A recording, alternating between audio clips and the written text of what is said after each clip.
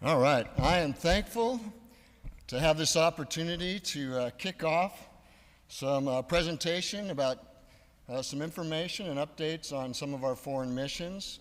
As Jim said, this isn't all of the things that we support, but it's some of the ones, the main foreign missions that we support, we're going to share with you this morning.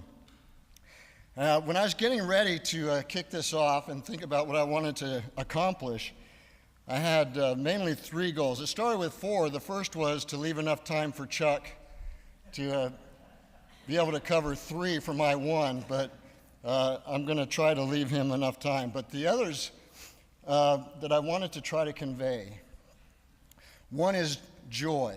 We're going to talk about joy because you bless me by your giving and by your support with the opportunity to feel incredible joy when we see what is happening in Ghana.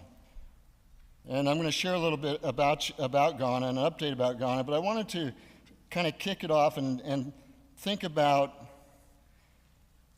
three things. One is joy.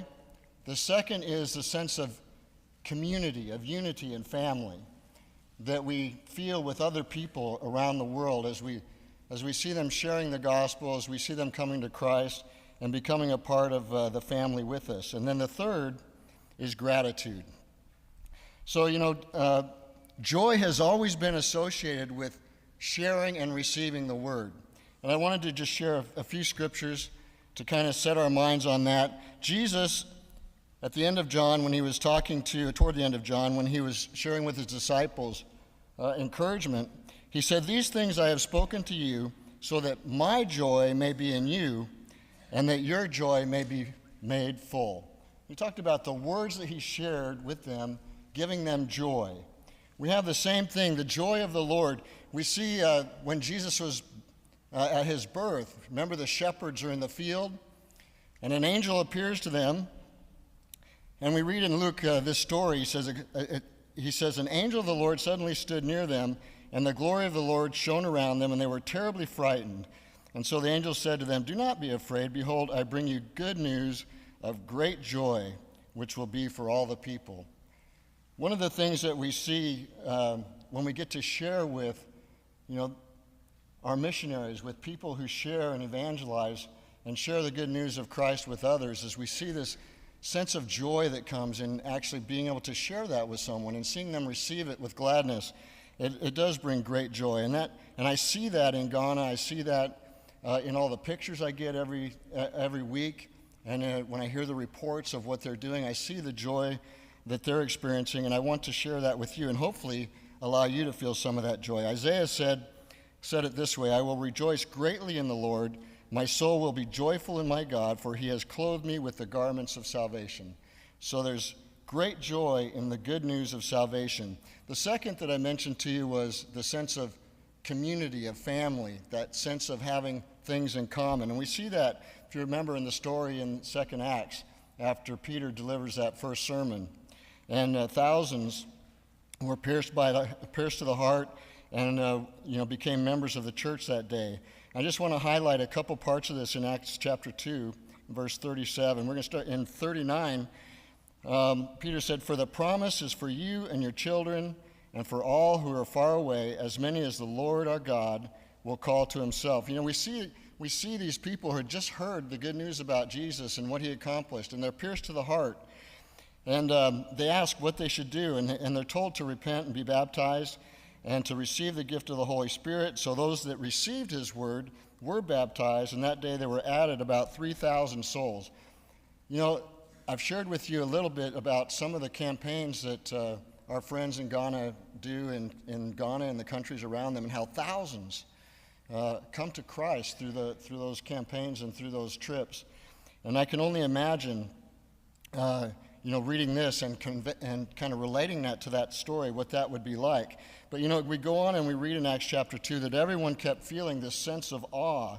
Now imagine the joy, the excitement that they all had in realizing this good news of great salvation, of salvation in Jesus, and how they were excited to be together and how they were excited to be part of the the same family of Christians that was developing on that day. And then it goes on to say they were taking their meals together with gladness and sincerity of heart, praising God and having favor with all the people, and the Lord was adding to their number day by day those who were being saved.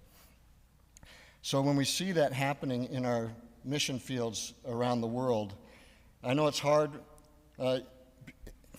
for you to see that on a week-to-week, day-to-day basis, but I hope that I convey that to you this morning, how much they appreciate what you do. They consider you family away from their home, that they're mindful of you, and they're mindful of your giving, and they're thankful for what you're doing to help them. So, again, we have this biblical mandate for mission work. We're all familiar with the Great Commission, that we need to go and make disciples of all nations, teaching them to observe all that Jesus has commanded us. Foreign missions and programs accomplish that by helping us to share the gospel with people around the world, by doing church plants, evangelism, to help with education and discipleship, also to provide sound biblical teaching and spiritual growth. There's a lot of, we're not the first ones to, share the gospel in a lot of places around the world, but there's opportunity to provide that sound biblical teaching and encourage people in their spiritual growth.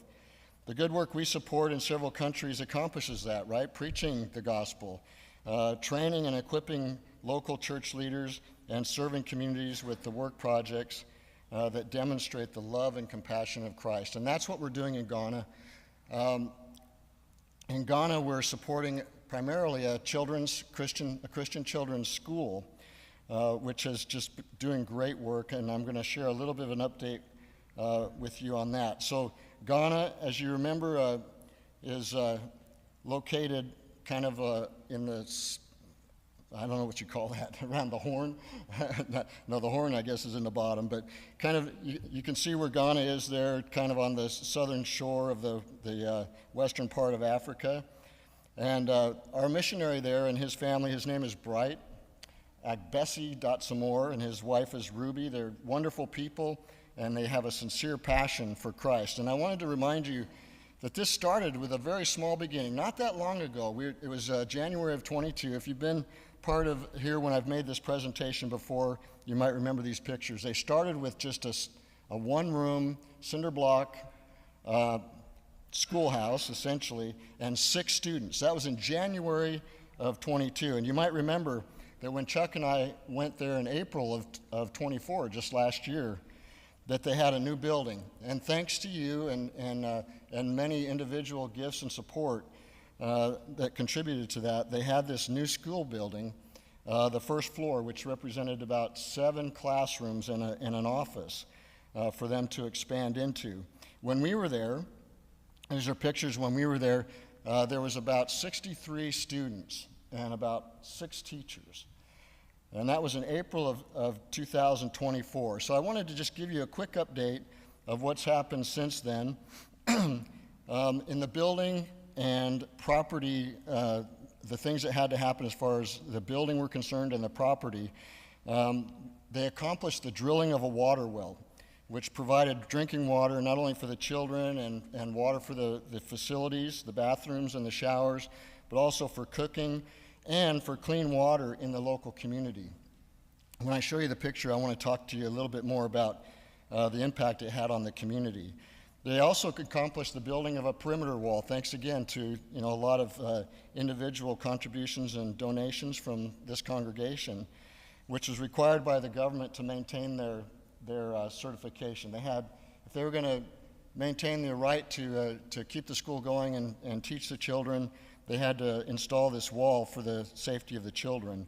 Keeps them from leaving the school property without them knowing about it. And then they also added on an office to the building that was an area that was going to be underneath a water tank, because in Ghana they have the water well. They pump all their water usually up to elevated water tanks to provide the water for the facilities. So they went ahead and built an office underneath that to support that water tank and utilize that space so they could use the previous office as a classroom, and you'll see why in a minute. And then just recently, they started building, adding on the second floor. The plans for the building allow the building to go 3 floors before the roof is installed, the final roof. And so because of their expansion, they started the second floor, and I'll show you a couple pictures of that, so that they can add classes and make room for more students as they move up in the grades. So the first was the water well drilling. Oh, Chuck, okay. The water well drilling. What I wanted to point out here is that, they had this schoolhouse. The well they literally had a rope and a plastic bucket. And they would let the bucket down, pull the water out, and fill other buckets, fill other pans. And the community would even come, and they would have to wait for the water to kind of come into this well enough that they could scoop up enough with the water bucket. And even just when it came time to cook, it was a challenge. So what this water well accomplished was it not only provided water for their bathroom facilities, which were built but didn't have any way to use. It provided water for cooking. Just recently, the wells and the water that's provided to the community by the government, the equipment was poorly maintained. It wasn't taken care of, and the community did not have water. The wells, the pumps that were providing water to the community failed, and so the whole community was coming to the school to get their water. And Bright shared with me what a blessing that was. How much gratitude there was, and how much joy there was, again, in them having the opportunity to share clean water with the community when they didn't have access through the government-provided water. Here's a picture of the perimeter wall and gate that was accomplished, and here's a picture of the new office that they added on. And then finally, as I said, just recently, they started the construction of the second floor. It's not a very good picture. Hopefully you can see that. I actually captured this out of a video. Bright likes to send videos for some reason instead of pictures, so I have to try to capture pictures out of that. Real quick, here's, remember we started in April of 22. They started with 6 students. This is where they are right now. They have a total of 130 students. So they went from January of 22 to April of 24, they went from 6 to 63, and since we were there in April of last year, they're up to 130 students. You can also see that the bigger classes are the younger children. So as the school has grown, and as the community becomes more familiar with it, or familiar with the school, and as they make more room, they have the larger number of students are the younger ones, and these are students that need to move up as they continue on, and that's why they need more room in the building. And then finally, I don't want to forget about the opportunity this gives Bright to share the good news with everyone around in the community. He's also preaching at the local congregation. He's involved in a lot of campaigns, in a lot of medical missions, outreach, and evangelism that Chuck and I had a chance to participate in. And again, thanks to you and your support, that gives him the opportunity to do that. And when you're there, you just sense the joy and the gratitude and the thankfulness. So your support and prayers are greatly appreciated. Even though I know Bright would like to be here, he would like to express his gratitude personally. He can't. I hope you know that he expresses it to me constantly and wants me to pass that along to you. Our reading just a little while ago was from 2 Corinthians, and I think it conveys this idea. And I want you to know this, and I hope I can convey it. I know I don't do it very well, but what I hear constantly from him is his love for you, his appreciation for your support and what you're doing to help him. And because of what you're doing and what you're giving and his ability to share the gospel and to do this work that encourages people where he is, there is thanksgiving being offered to God for the things that you're doing and for the giving that you're doing, and it's appreciated. So with that, I'm going to give Chuck about 10 minutes.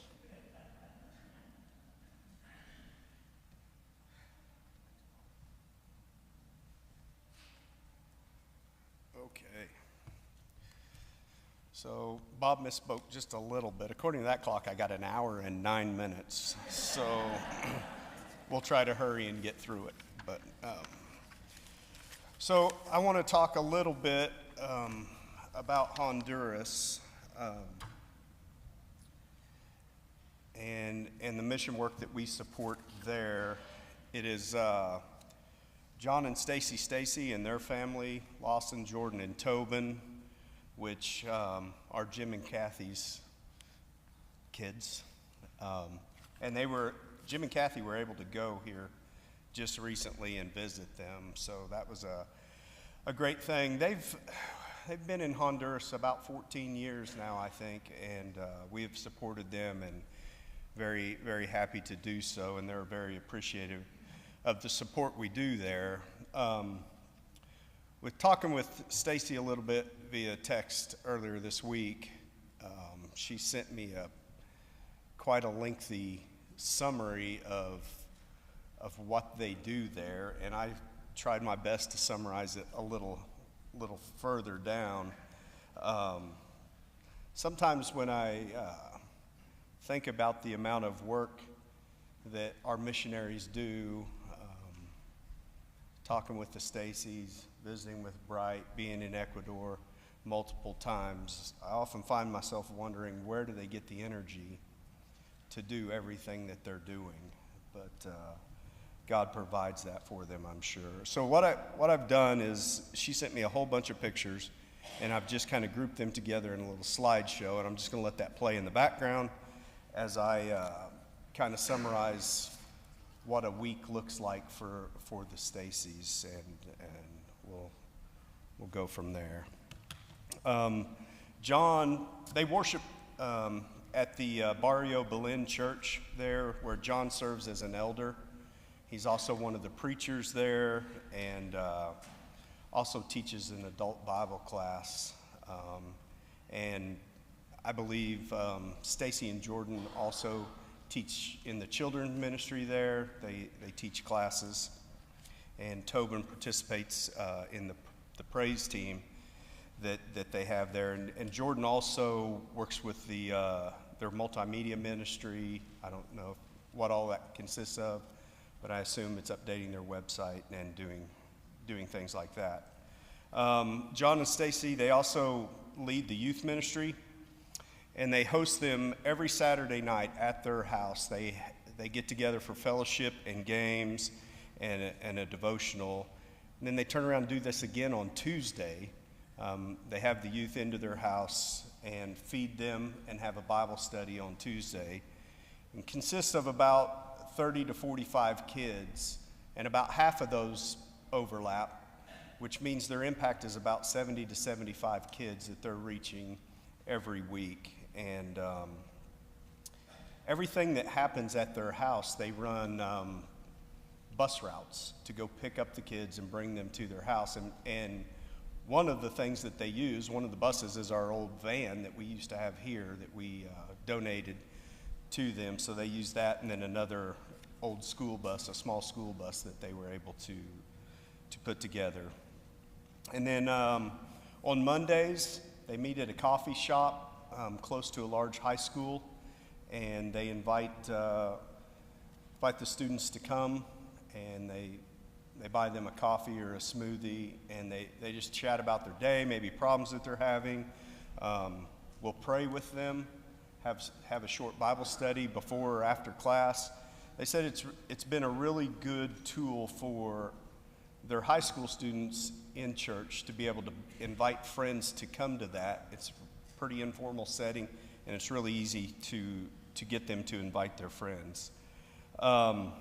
They've also developed, and they lead a 20-somethings ministry, and they meet bi-weekly at their house. On Sundays after worship, they provide a meal, and they study in their house. And their focus on that ministry is basically they're trying to model a spirit of Christian community, teaching these young adults how to be active members and leaders in their local churches, and just in their neighborhoods and in their community, how to model Christ for the people around them. And I think that's a great thing. Last year they started doing a series of 6-week-long programs where they They meet in homes, smaller groups meet in homes on Wednesday nights for the express purpose of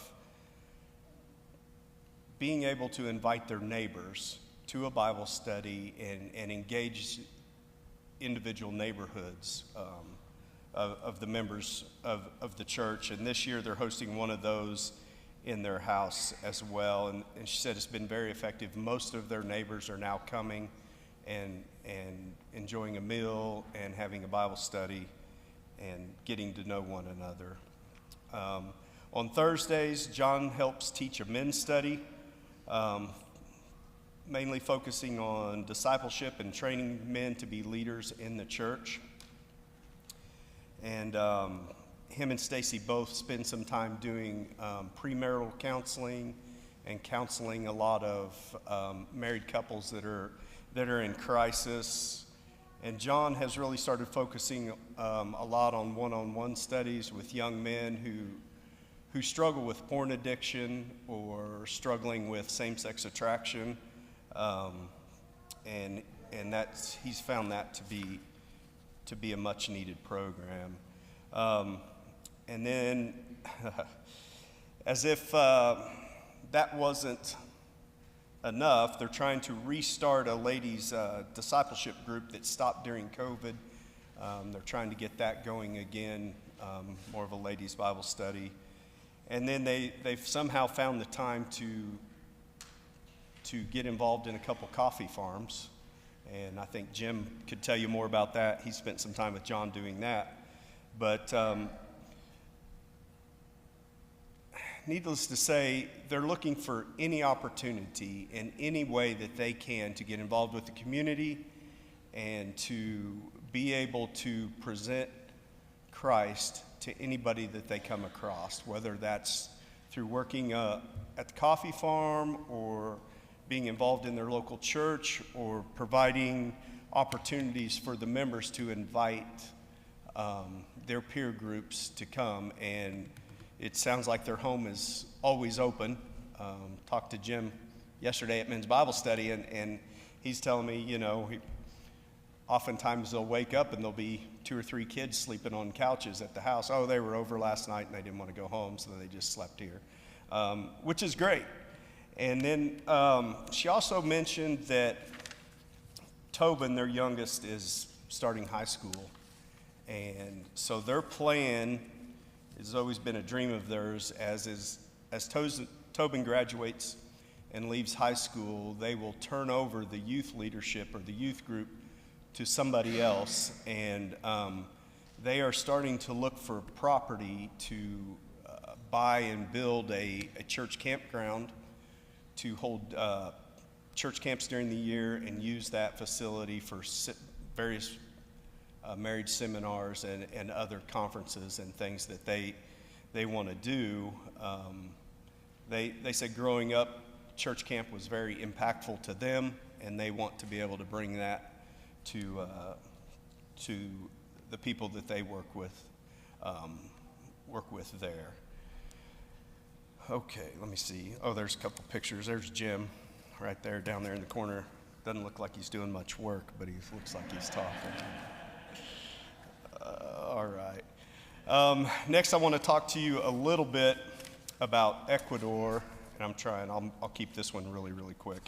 As you know, several of us are going Friday, getting on a plane and flying to Ecuador to do a medical mission. I think it's Marta. Is this your third trip? This will be her third. And Eli, is it his third? Has he been? This is his second trip. Are going, and then a friend of Ian's from Owasso, who's a doctor, is also going to join us on this trip, and we're going to be going to Kumani, where we've done numerous construction missions, and so what that consists of is flying to Quito, and then we're going to board a bus. You can see there the capital city of Quito at the airport.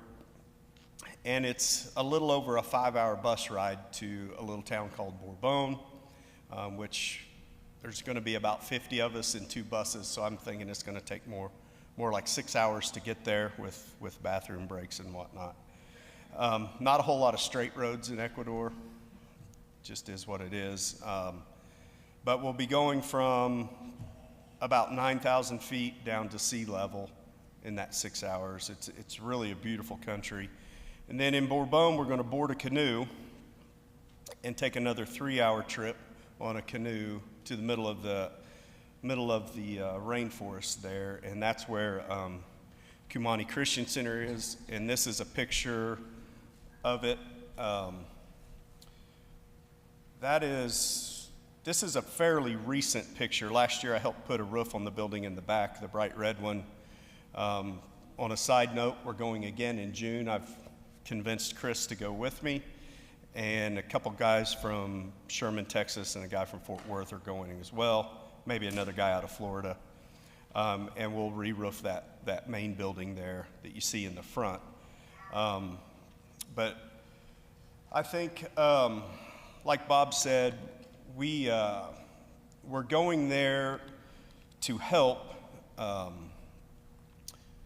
the local folks, right? The local evangelists. This is the staff that is at Kumani full time. It consists of the two guys in the back are Carlos and Ishmael, and then you have Patty and Urelis on the ends. They are new to the mission there at Kumani. Instead, there was a missionary that quit. Instead of adding another male, they decided to add these two ladies, and they're really focused on ministering to the women on the river and the children. And I think just a week ago they hosted a day camp for kids. Had over 100 show up, which is really, really good. And you know, as in most works that involve children, yeah, we want to talk to them about God too, but the hope is we can reach their parents as well. And so I'll just tell you, in the middle, the guy at the black shirt with the red stripes is Julio, and then Gregorio has been there, I think, since the place started, and Robinson. And then on the front row, there's Gabriel, which you guys should be fairly familiar with because he's about in every photo that we show of the place. And then Nellie is the cook in the middle, and Alberto is the administrator of that facility. And what we hope to do on these medical missions is, you know, other than attending to the medical needs of the people that come, the communities along the river are fairly closed off, the villages. They're not super welcoming to outsiders. So we are hoping that this helps open the door for the local evangelists who live there to get a foot into a village, maybe be able to be invited to hold Bible studies in the village and talk to the people. You can't just roll up and walk in there and start talking to people. You have to get permission from the village leaders to be able to do that. So that is one of the objectives, other than meeting some physical needs that they have along the river, which are many, because healthcare is just not. I think you got to go upriver 3 hours to Bourbon to get to any kind of a medical clinic. So that is an update there. I wanted to, before I turn it over to Brandon, I want to give everybody just a short little update about what's going on in Nigeria with Sylvester, whom we support. In the country of Nigeria right now, there's two main groups that are causing a lot of trouble. The Boko Haram and this Fulani herdsmen, which are fairly dangerous. So they go into the rural communities, into these villages, and when a farmer is not tending to his fields, they go in there and they steal all these crops. They steal the food. If he comes out to oppose them, they just kill him. The government seems to be turning a blind eye to what's going on there, and a lot of our brothers are getting caught up in this and being killed or kidnapped and held for ransom. Anything these criminal elements can do to make money, they're doing, and they seem to place no value there on human life. So I would like as you're praying, to keep that work in your prayers, because something needs to change drastically for that. And with that, I will turn it over to Brandon.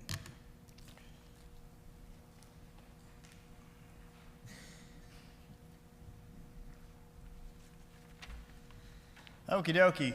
Real quick, I'm just going to stick to my notes here because I think I have minus 6 minutes. We're good. Wonderful thing is God has opened a door for the Dewey Church of Christ to help a small congregation in Las Vegas, New Mexico, and they're very excited to see us come. We had a initial meeting this past Wednesday. If I would have realized, I would have shown some pictures and stuff of the place there.